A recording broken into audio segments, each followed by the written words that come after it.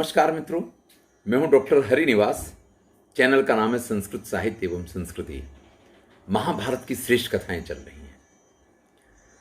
देवर्षि नारद ने युधिष्ठिर के सम्मुख सभी तीर्थों का विस्तार से विवेचन किया और उनसे कहा कि आप इन उत्तम तीर्थों की अगर यात्रा करेंगे तो ये लोक तो आपका सुधरेगा, परलोक भी आपका सुधर जाएगा। बड़े बड़े ऋषियों के दर्शन करना, बड़े बड़े ऋषियों के आशीर्वाद प्राप्त करना, उनके अनुभव जो उन्होंने अपने संपूर्ण जीवन से प्राप्त किए हैं, उनको थोड़े से प्रयत्न से उनकी सेवा करके प्राप्त करना, ये वनवास के समय और तीर्थ यात्रा के समय होने वाला सबसे बड़ा लाभ है। तभी वहां लोमस ऋषि आकर के पहुंचते हैं, जिनको इंद्र ने भेजा था। ये कथा आपको याद होगी कि जब स्वर्ग में इंद्र के साथ एक ही आसन पे विराजमान अर्जुन को लोमस ऋषि देखते हैं तो उनके मन में अत्यंत आश्चर्य हुआ था। वो ये विचार करने लग गए थे कि ऐसा तो क्या इस व्यक्ति ने किया है जो ये इंद्र के साथ इंद्र के सिंहासन पे बैठने का अधिकारी बना है, क्योंकि ये तो सौभाग्य बड़े बड़े देवताओं को भी प्राप्त नहीं है। तब इंद्र ने अर्जुन के बारे में उनको बताया था कि स्वयं नर के अवतार हैं, जो नारायण स्वरूप ही हैं, और पांडवों के बारे में बताया था और उनको ये कार्य सौंपा था कि आप युधिष्ठिर के पास जाइए और उनको ये समाचार दीजिए कि अर्जुन की तपस्या पूर्ण हुई है, उन्होंने दिव्यास्त्र प्राप्त कर लिए हैं और कुछ शिक्षा दीक्षा के लिए वो अभी स्वर्ग में इंद्र के पास विराजमान है। वो समाचार लेकर के लोमस ऋषि अब यहां आकर के पहुंच गए हैं। आप इस चीज को समझ लीजिए कि कथा प्रसंग जब अर्जुन तपस्या के लिए निकले हैं, उसके बाद का कथा प्रसंग हमने अर्जुन के साथ देखा था और अर्जुन को हम स्वर्ग में छोड़ करके वापस आए थे। फिर हम थोड़ी देर के लिए हस्तिनापुर गए थे, वहाँ धृतराष्ट्र की मानसिक स्थिति देखी थी। फिर पांडवों के साथ क्या हो रहा है उनकी कथा हमने सुनी थी। अब दोनों कथा मिश्रित हो पा रही हैं। तो लोमस ऋषि जब वहां आकर के पहुंचते हैं, युधिष्ठिर अपने भाइयों के साथ, द्रौपदी के साथ, समभ्यर्च्य यथा न्यायम धर्मपुत्रो युधिष्ठिरा, उनकी पूजा अर्चना करते हैं, उनको प्रणाम करते हैं, उनका स्वागत सत्कार करते हैं। और तब लोमस ऋषि उनको समाचार देते हैं, तव च भ्रातरम वीर अपस्यम सव्यसाचिनम शक्रस्यार्धा संगतम तत्र में विस्मयो महान। मैंने आपके छोटे भाई सव्यसाची अर्जुन को इंद्र के साथ उन्हीं के आधि सिंहासन पर बैठे हुए जब देखा तो मैं अत्यंत आश्चर्य में पड़ गया। और तब इंद्र ने मेरे उस आश्चर्य को दूर करने के लिए मुझसे पूरी अर्जुन की कथा सुनाई। वो बड़े ही महान हैं, वो बड़े ही श्रेष्ठ हैं। अर्जुन ने कठिन तपस्या करके जो ब्रह्मशिरा नाम का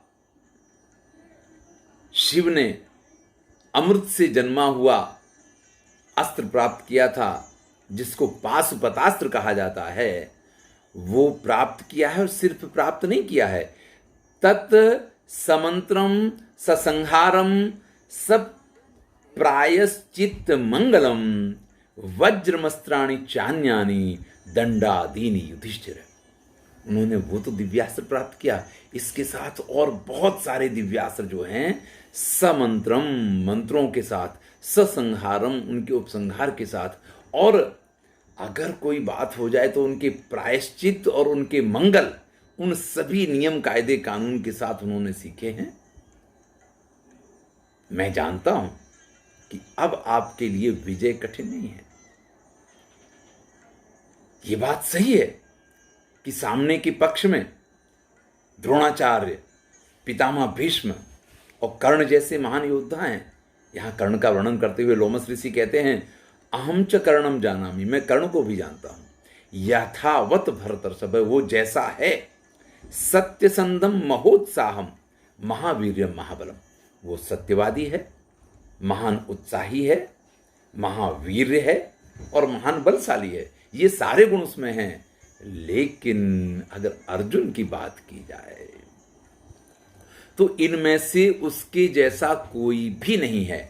इस प्रकार से लोमस ऋषि के पास से अर्जुन की कुशलता के और अर्जुन की सफलता के और देवराज इंद्र के साथ के उनके साहचर्य के, देवराज इंद्र की कृपा के, ये सारे समाचार सुनने के बाद युधिष्ठिर परम आनंदित हो जाते हैं। इधर तीर्थ यात्रा की तैयारी चली रही थी। लोमस ऋषि उनसे कहते हैं, जब मैंने वहां से प्रस्थान किया तो अर्जुन ने मुझसे ये कहा था यथा तीर्थानि गच्छेत गाश्च दद्यात् स पार्थिवः तथा सर्वात्मना कार्यम इति माम अर्जुनो ब्रवीत, कि मैं जब तक नहीं पहुंचता हूं हमारे भाइयों को आप तीर्थ यात्रा करवाइए और जिस प्रकार से उनको पुण्य लाभ हो वो सारे काम करवाइए।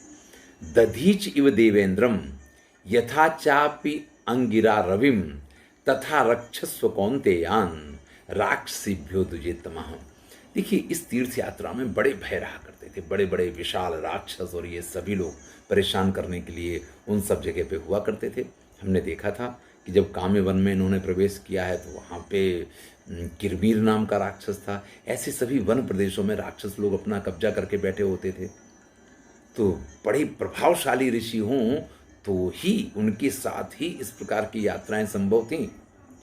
मुझे अभी भी याद है कि जब मैं छोटा था तो तीर्थ यात्रा के लिए अगर कोई निकलता था तो उसके इस प्रकार से विदा किया जाता था, चार धाम की यात्रा के लिए अगर कोई निकल रहा हो, जैसे अब वो कभी वापस आने वाला ही नहीं है। और अगर कोई चार धाम की यात्रा करके वापस आ जाया करता था तो वो व्यक्ति परम श्रेष्ठ माना जाता था। गांव में उसके नाम की मिसालें दी जाती थी कि भाई अरे उसने तो चारों धाम किए हुए हैं। आजकल की तरह बड़ा आसान नहीं हुआ करता था।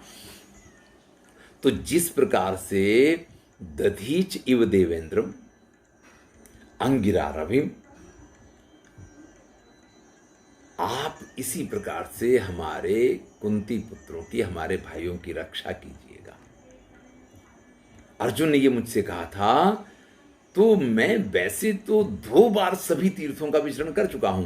द्विस तीर्थानि मया पूर्वम दृष्टानि कुरु नंदन, इदम तृतीयम द्रक्ष्यामि तान्येव भवतासा। जिन तीर्थों का 2 बार मैं पूरी तरीके से तीर्थाटन कर चुका हूं, आज तुम लोगों के साथ में तीसरी बार उन सभी तीर्थों का विचरण करूंगा, उनका आनंद प्राप्त करूंगा। यथा भागीरथो राजा राजानश्च गयादयः यथा ययाति कौन्तेय तथा त्वामपि पांडव। इसके बाद लोमस ऋषि युधिष्ठिर को धर्म की शिक्षा देते हैं। पहले तो युधिष्ठिर की प्रशंसा करते हैं कि आप जिस प्रकार से धर्म के मार्ग पे स्थित हैं, ये बड़ा ही श्रेष्ठ मार्ग है। जो कभी कभी ऐसा सोचते हैं ना कि अधर्म करके हम सफल हो जाएंगे, वो सफलता बहुत थोड़े समय की हुआ करती है। इसके लिए उन्होंने दिति के पुत्र दैत्यों के उदाहरण दिए हैं कि उन्होंने अनाचार, अत्याचार वगैरह करके देवताओं के राज्यों को भी प्राप्त कर लिया था, लेकिन वो उनके पास रुक नहीं पाया है। और जैसे भगीरथ, गए, ययाति, महान महान राजा हुए हैं जिन्होंने धर्म का आचरण किया है।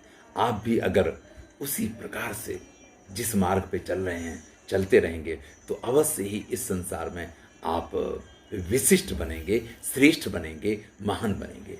तब युधिष्ठिर कहते हैं भवतो संगमो यस्य भ्राता चैव धनंजयः वासवः स्मरते यस्य को नामाभ्यधिकस्ततः। अरे भाई, आप जैसों का आशीर्वाद जिनको मिल गया है, अर्जुन जैसा जिसका भाई है, स्वयं देवराज इंद्र जिनकी याद करते हैं, स्वयं देवराज इंद्र अर्जुन के कारण जिनके शुभेच्छक हैं, अब मुझे इससे ज्यादा और क्या चाहिए? इससे आगे और किसी चीज की अभिलाषा नहीं है। हम आपके साथ तीर्थ यात्रा पे चलना चाहते हैं। गमने कृत बुद्धिम तु पांडवम लोमसो ब्रवीत लघुर्भव महाराजे लघु स्वैरम गमिष्यसि। जब पांडवों ने तीर्थ यात्रा के लिए अपना मन बनाया तो लोमस ऋषि उनसे कहते हैं कि छोटे हो जाइए। अगर आप छोटे हो जाएंगे तो आपको चलने में आसानी होगी। देखिए कितनी बड़ी शिक्षा है यहाँ पे। कई बार लोग बाग बाहर घूमने के लिए जाते हैं और सामान बहुत ज़्यादा ले लेते हैं। जितना अधिक सामान उतनी अधिक समस्या, जितना कम सामान उतनी ही आपकी यात्रा सरल और सुखद रहेगी। और जब आप तीर्थ यात्रा कर रहे हैं तो ऐसे में अगर आपके साथ बहुत बड़ा समूह, बहुत बड़ा ग्रुप, बहुत ज़्यादा लोग होंगे तो आपकी समस्याएं बढ़ेंगी। अब ये तो एक बात हुई कि यहाँ पे कहा है लोमस ऋषि ने, आपके साथ ये जो बहुत बड़ा परिवार जैसा यहाँ काम्यकवन में रहता है ना, इसको छोड़ दीजिए, छोटे हो जाइए, कुछ लोगों को साथ ले लीजिए जो सक्षम हों, जो आपके साथ यात्रा कर पाएं, उनको साथ लेके चलिए। लेकिन एक और अर्थ इसका होता है लघुर्भव महाराजा। आपके अंदर जो अहंकार हो कि मैं तो हस्तिनापुर नरेश या जिसको कहेंगे राजसूय यज्ञ करने वाला युधिष्ठिर रहा हूँ, इस प्रकार के अभिमान की भावना हो, मान सम्मान की भावनाएं हों, तो उन सबको छोड़ दीजिए।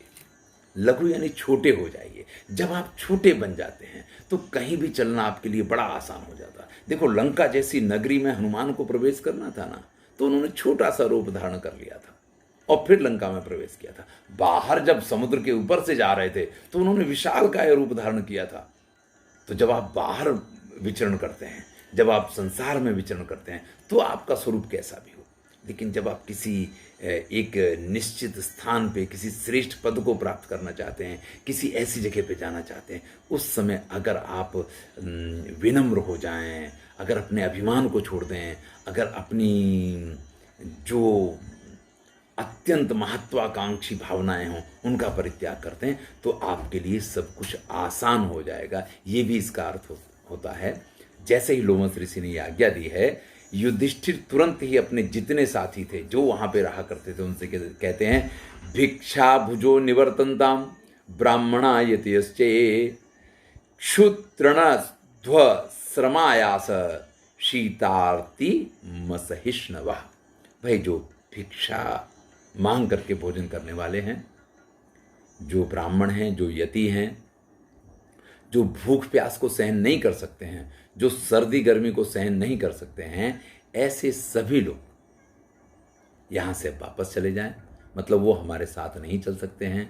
आगे युधिष्ठिर ने ये कहा, ये सर्वे विनिवर्तनता ये च मिष्ट भुजो द्विजा पक्वान नलेह पानानाम मांसानाम च विकल्पका। भाई, जिनको पकवान, पेय पदार्थ, चटनी, मांस आदि खाने का शौक हो, जो मीठा मीठा भोजन, लड्डू वगैरह खाने के जिनको शौक हो, ऐसे लोगों के लिए ये हमारे साथ वाली यात्रा नहीं है। ऐसे लोग वापस चले जाएं। वो जब वापस जाएंगे तो धृतराष्ट्र जो हैं अवश्य ही उनका स्वागत सत्कार करेंगे, क्योंकि हमारे प्रेम के कारण जैसे आप हमारे पास चले आए हैं, इसी प्रकार से अगर आप हस्तिनापुर वापस जाएंगे तो महाराज धृतराष्ट्र अवश्य आपका स्वागत करेंगे। इस प्रकार से युधिष्ठिर ने जब तीर्थ यात्रा की तैयारी की है तो कुछ तो वापस चले गए, लेकिन कुछ ऋषियों ने, कुछ ब्राह्मणों ने और कुछ लोगों ने ये बहुत अच्छा मौका देखा। तो वो कहते हैं, अस्मान्नपि महाराजे नेतुमर्हसि पांडव। हे महाराज, आप हमें भी अपने साथ तीर्थ यात्रा पे ले चलिए। अस्माभिर ही न शक्न्यामि त्वादृते तानि कौरव। क्योंकि आपके अलावा हम अगर अपनी जिंदगी में कभी सोचेंगे ना कि ये तीर्थ यात्रा कर लें, तो हम तो कर ही नहीं सकते हैं। अरे, हमारे पास ये बहुत अच्छा मौका है कि आप जा रहे हैं, आपके साथ महर्षि लोमस तो हैं, आपके भीम जैसे और नकुल सहदेव जैसे जो शक्तिशाली आपके भाई हैं, जो पराक्रमी हैं, योद्धा हैं। अगर किसी मुश्किल में हम पड़ेंगे ना तो हमारी रक्षा तो कर सकते हैं। इसलिए हम तो आपके साथ चलेंगे, आप हमें अपने साथ चलने की अनुमति दीजिए। भवतो भ्रातरः सूरा धनुर्धर वराः सदा भवद्भिः पालितः सूरे गच्छामो वै अप्युत। जैसे आप जा रहे हैं, आपके भाइयों की और आपकी छत्र छाया में भवद्भिः पालिता, आपके द्वारा रक्षित, ऐसे हम भी इस तीर्थ यात्रा के आनंद को प्राप्त कर पाएंगे। इसलिए हमें भी चलने की अनुमति दीजिए। इस प्रकार से बहुत सारे जो अनुयायी थे, जो उनकी प्रजा उनके साथ थी, वो आज इस स्थिति में भी उनका साथ छोड़ने के लिए तैयार नहीं है, और वो आज भी ये कह रहे हैं कि हम आपके साथ इस तीर्थ यात्रा पे भी चलेंगे। ये होता है अच्छे व्यक्ति के प्रति प्रेम।